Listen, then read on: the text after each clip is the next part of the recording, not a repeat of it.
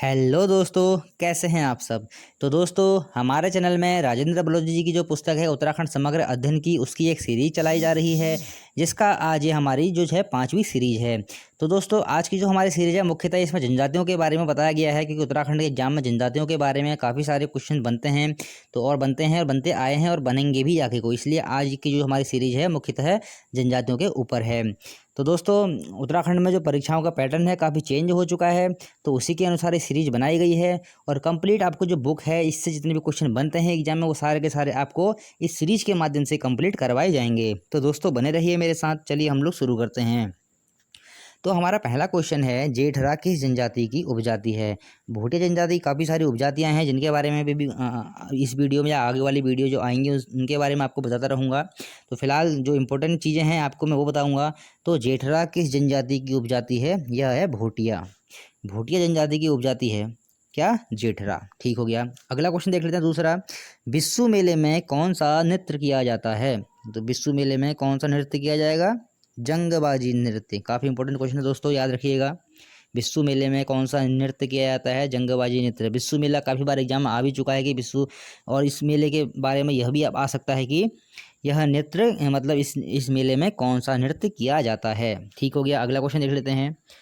गोखले आभूषण को कहाँ पहना जाता है।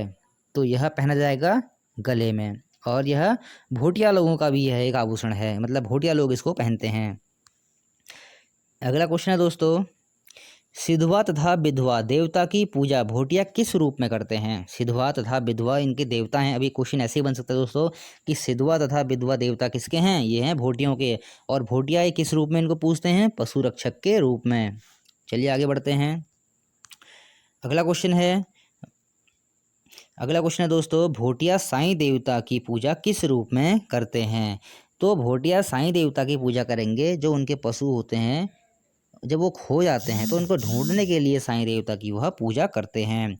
अगला क्वेश्चन है, बुक्साड़ का उल्लेख किस मुगल ग्रंथ में मिलता है। तो बुक्साड़ का उल्लेख हमें किस मुगल ग्रंथ में मिलता है, यह मिलता है आईने अकबरी में।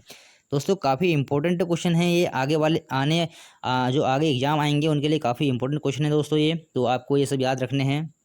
चलिए अगला क्वेश्चन देखते हैं। अगला क्वेश्चन है, बुक्सा जनजाति में जादू टोना करने वाले व्यक्ति को क्या कहते हैं। तो ऐसे क्वेश्चन कभी कभार दोस्तों आ जाते हैं एग्जाम में। तो बुक्सा जनजाति में जादू टोना करने वाले व्यक्ति को क्या कहेंगे, भरारे। ठीक हो गया। अगला क्वेश्चन, तेरस किस जनजाति का त्यौहार है। तेरस किस जनजाति का त्यौहार हो जाएगा, वह हो जाएगा बुक्सा। दोस्तों, उत्तराखंड में जो जनजातियां हैं उनके बारे में एग्जाम में काफ़ी सारे क्वेश्चन बनते हैं, इसलिए आपको ये सारे क्वेश्चन छोड़ने नहीं है, क्योंकि हर एग्जाम में 2 या 3 क्वेश्चन ऐसे बनते ही रहते हैं। चलिए अगला क्वेश्चन देखते हैं। अगला क्वेश्चन है, भूटांतिक तथा तिब्बत में व्यापारियों की मित्रता स्थापित करने की रस्म को क्या कहा जाता था। मतलब जब जब जिस टाइम पे भोटियों का और तिब्बत के व्यापारियों का व्यापार हुआ करता था, तो उस समय उनकी मित्रता को स्थापित करने की रस्म थी, उस रस्म को कहा जाता था सुजली मुजली। काफ़ी इंपॉर्टेंट क्वेश्चन है दोस्तों, और भोटियों से संबंधित तो कोई भी क्वेश्चन है वो वैसे ही इंपॉर्टेंट हो जाता है, क्योंकि भोटियों से संबंधित काफ़ी क्वेश्चन एग्जाम में बनते रहते हैं। अगला क्वेश्चन है, प्रत्येक भूटांतिक व्यापारी का तिब्बत में एक मध्यस्थ होता था, जिसे कहा जाता था, यह कहा जाएगा मित्र। जैसे मैंने बताया कि भूटांतिक व्यापारी जो पहले तिब्बत से व्यापार किया करते थे, तो उनको व्यापार करवाने के लिए एक मध्यस्थ होता था जिससे व्यापार करते थे, तो उसको क्या कहा जाता था, उसको कहा जाता था मित्र।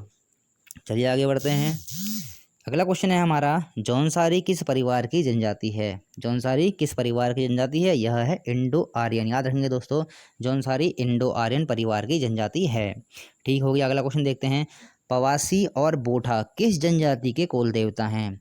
तो पवासी व बोठा किस जनजाति कुल देवता हैं, यह हैं जौनसारियों के। चलिए अगला क्वेश्चन देख लेते हैं दोस्तों। 13वां क्वेश्चन आ गया हमारा, व्यासी, चौंदासी, छापड़ा या बखरिया किस जनजाति की उपजातियां हैं, यह है भोटियाओं की। अभी मैंने आपको एक और बताया था जेठरा, उसमें आप देखिए जेठरा मैंने आपको बताया था कि जनजाति की उपजाति है, और देखिए 3 और नाम आ गए हैं कि व्यासी, चौंदासी, छापड़ा। और छापड़ा को क्या कहते हैं, बखरिया भी बोलते हैं। कभी कभी ऐसे भी आ जाएगा कि बखरिया किस जनजाति की उपजाति है, आपका उत्तर क्या हो जाएगा, भोटिया। काफ़ी इंपॉर्टेंट क्वेश्चन दोस्तों, इसको नोट कर लीजिए कि व्यासी, चौंदासी और छापड़ा किस जनजाति की उपजाति जाएंगी, यह हो जाएंगी भोटिया की। अगला क्वेश्चन है, फैला तथा धुरमा देवता किस पूजा मतलब जो भैला और धुरमा देवता हैं की पूजा कौन सी जनजाति करती है? तो इन देवताओं की पूजा जो करते हैं वह कौन करते हैं? भोटिया करते हैं। और कब करते हैं? विपत्ति के समय। और जो यह दोस्तों जो देवता हैं ये फैला और धुरमा, ये तिब्बती देवता हैं। कभी कभी क्या पता है ऐसे क्वेश्चन बन जाए कि फैला तथा धुरमा देवता कहाँ के हैं, तो कहाँ के हैं ये? यह हैं तिब्बत के। 15 क्वेश्चन है, तांदी नृत्य किस जनजाति का है? तो यह नृत्य किसका हो जाएगा? जौनसारियों का। जौनसारी से संबंधित काफ़ी सारे एग्जाम में क्वेश्चन बनते रहते हैं, आपको याद रखना है। 16वां क्वेश्चन है, बिस्सू जागड़ा और नोड़ाई किस जनजाति के त्यौहार हैं? तो बिस्सू जागड़ा और नोड़ाई जो हैं वो हैं जौनसारियों के त्यौहार। ठीक है, आगे देखते हैं दोस्तों। अगला क्वेश्चन है, लामा किस जनजाति में होते हैं? तो लामा होंगे जाड़ जनजाति में। और जो जाड़ जनजाति होती है इसमें जो लामा होते हैं उनका कार्य क्या होता है? श्रेष्ठ ब्राह्मण का कार्य करने वाला। मतलब कि जो लामा होते हैं श्रेष्ठ ब्राह्मण का कार्य करते हैं। कभी कभी कुछ दोस्तों ऐसे क्वेश्चन आ जाएगा कि श्रेष्ठ ब्राह्मण का कार्य करने वाला, मतलब जो जाड़ जनजाति में होते हैं उनको क्या बोलते हैं? उनको बोलते हैं लामा। ठीक हो गया, आगे बढ़ते हैं। अगला क्वेश्चन है, लौहसर व सूरगेन किस जनजाति के त्यौहार हैं? तो लौहसर व सूरगेन है किसके हैं? जाड़ जनजाति के त्यौहार हैं। काफ़ी इंपॉर्टेंट क्वेश्चन है दोस्तों, एग्जाम में कई बार आ चुका है, ये याद रखना है आपको। चलिए आगे देखते हैं। अगला क्वेश्चन है, राजी जनजाति अपने किस नृत्य को थड़िया नृत्य की तरह करती है? तो उत्तराखंड का एक नृत्य है थड़िया, उसकी तरह है, मतलब जनजाति राजी जनजाति है उसकी तरह किस कौन सा अपना डांस करती है? तो वह करेगी क्या? Ring dance. और ऐसे भी एग्जाम आ जाएगा दोस्तों, रिंग डांस किस जनजाति का है? यह हो जाएगा किसका? राजी जनजातियों का। और जो थड़िया नृत्य की तरह इसको यह करते हैं। अगला क्वेश्चन है, मंसूरी में अम्बा चरखा केंद्र की शुरुआत किसने की थी? तो मसूरी में अम्बा चरखा केंद्र की शुरुआत की थी तारा प्रकाश ने। ठीक हो गया दोस्तों, अगला क्वेश्चन देखते हैं 21वां क्वेश्चन। अगला क्वेश्चन है, सांग गाजी पिंठा संस्कार किस जनजाति में प्रचलित है? तो यह किस जनजाति में प्रचलित है? यह है राज्यों में प्रचलित है। दोस्तों ये वाला क्वेश्चन काफ़ी बार आ भी चुका है एग्जाम में कि सांग गाजी और पिंठा संस्कार किस जनजाति में प्रचलित है? यह हो जाएगा किसमें? राज्यों में। ठीक है, अगला क्वेश्चन देखते हैं, रासो मरोज नृत्य किस जनजाति का है? तो यह हो जाएगा जौनसारी जनजाति का। ठीक है दोस्तों, आगे देखते हैं। कल्पित आत्माओं के रूप में बुज्जा की पूजा कौन सी जनजाति करती है? मतलब कल्पित आत्माओं के रूप में बुज्जा की पूजा कौन सी जनजाति करती है? यह करेंगी बुक्सा। काफ़ी इंपॉर्टेंट क्वेश्चन है दोस्तों, याद रखिएगा। और देखते हैं अगला 24वां क्वेश्चन। डिगुआ एक परिधान है, ऊन से बनी हुई एक टोपी होती है डिगुआ, तो ये किस जनजाति का परिधान है? यह है जौनसारी जनजाति का। तो दोस्तों जनजाति से संबंधित जो भी क्वेश्चन होगा आपको याद करना ही करना है, चाहे वो परिधान हो, चाहे उनकी जो खान पान हो, या फिर कहें उनके आभूषण हो, या फिर उनकी उपजातियाँ हो, सब आपको याद करनी है। उनके मेले हो गए, सब आपको याद करनी है, उनके देवता, सब कुछ आपको याद करना पड़ेगा। ठीक हो गया। और देखते हैं, कौलक किस जनजाति की स्त्रियों का परिधान है? कौलक एक परिधान है, वह किस जनजाति की स्त्रियों का परिधान है? वह हो जाएगा जाड़ जनजाति। ठीक हो गया दोस्तों, 26वां क्वेश्चन देख लेते हैं। 26वां क्वेश्चन है, वक्कन व पैंतुराण। पैंतुराण क्या होता है? जूता। वक्कन या पैंतुराण किस जनजाति का परिधान है? यह हो जाएगा जाड़ जनजाति का। काफ़ी इंपॉर्टेंट क्वेश्चन है दोस्तों, ऐसा भी क्वेश्चन आ सकता है, जाड़ जनजाति का जो पैंतुराण परिधान है वह क्या है? तो वह क्या है? जूता। अगला क्वेश्चन है, खाबर प्रथा किस जनजाति में पाई जाती है? खाबर प्रथा पाई जाएगी थारू जनजाति में। ठीक है दोस्तों, आगे बढ़ते हैं। अगला क्वेश्चन है, जाड़ मूल रूप से किस धर्म के अनुयायी हैं? तो जाड़ मूल रूप से किस धर्म के अनुयायी हैं? यह हैं बौद्ध धर्म के अनुयायी। अगला क्वेश्चन है, रोम्बा किस जनजाति की भाषा है? रोम्बा किस जनजाति की भाषा है? तो रोम्बा जो हो जाएगी दोस्तों वह हो जाएगी जाड़ जनजाति की जो भाषा हो जाएगी, जो जाड़ जनजाति की भाषा हो जाएगी, वो क्या हो जाएगी? रोम्बा। चलिए आगे देखते हैं। अगला क्वेश्चन है, बलडंग क्या है? दोस्तों ये क्वेश्चन एग्जाम में आ भी चुका है, अभी कनिष्ठ के एग्जाम में आया था कि बलडंग क्या है। तो एक भोटिया जनजाति जो होती हैं उनकी महिलाओं का आभूषण है, एक सिक्कों की माला होती है जिसको हमेल बोलते हैं। तो सिक्कों की माला हमेल, याद रखना क्या बोलते हैं, ये मैं लिख दे रहा हूँ, देखिए यहाँ पर हमेल, देखिए। तो सिक्कों की एक माला होती है जिसको हमेल बोला जाता है। तो जो बलडंग है वो भोटिया जनजाति की महिलाओं का आभूषण है और सिक्कों की ये माला है। ठीक हो गया, आगे देखते हैं 31वां क्वेश्चन। तो भावज देवर विवाह और गंधर्व विवाह किस जनजाति में प्रचलित हैं? दोस्तों बहुत इंपॉर्टेंट दोस्त क्वेश्चन है तो ये, कि ऐसा क्वेश्चन आ जाएगा, गंधर्व विवाह किस जनजाति में प्रचलित है? आपका उत्तर क्या हो जाएगा? भोटिया जनजाति में। ठीक है, अगला क्वेश्चन है, सिल्कू किस जनजाति का पेय पदार्थ है? यह किसका है? यह है भोटिया जनजाति का पेय पदार्थ है। दोस्तों इनका एक और भी होता है जाड़ जिसे बोलते हैं, चियक्ती छंग बोलते हैं, यह भी इनके पेय पदार्थ हैं, याद रखेंगे। 33वां क्वेश्चन है, मंसाली किस जनजाति का मंसाली किस जनजाति को स्त्रियों का आभूषण, मतलब मंसाली किस जनजाति का स्त्रियों का आभूषण है। मतलब थोड़ा थोड़ा ये क्वेश्चन हम गलत लिख दिया गया है, मतलब इस तरह से आएगा ये, जो ये मंसाली है वह किस जनजाति की स्त्रियों का आभूषण है। को की जगह को लिख दिया गया है, तो आप समझ जाएंगे मंसाली किस जनजाति की स्त्रियों का आभूषण है। इसका उत्तर क्या हो जाएगा? वह हो जाएगा भोटिया। ठीक है दोस्तों, आगे बढ़ते हैं। तो व्यापार की गमग्या पद्धति किस जनजाति में पाई जाती है। दोस्तों ये देखिए व्यापार से संबंधित मैंने आपको कोई क्वेश्चन बता दिए हैं, 3-4 अभी तक हो चुके हैं।